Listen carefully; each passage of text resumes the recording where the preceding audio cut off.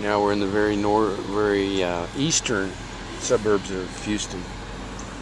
It's still kind of farm country, but it's turned into subdivision. It's neat to see some of the ranches.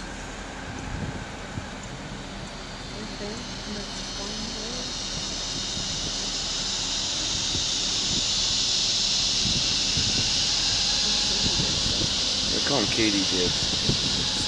Cicadas or something. I don't know why they call them.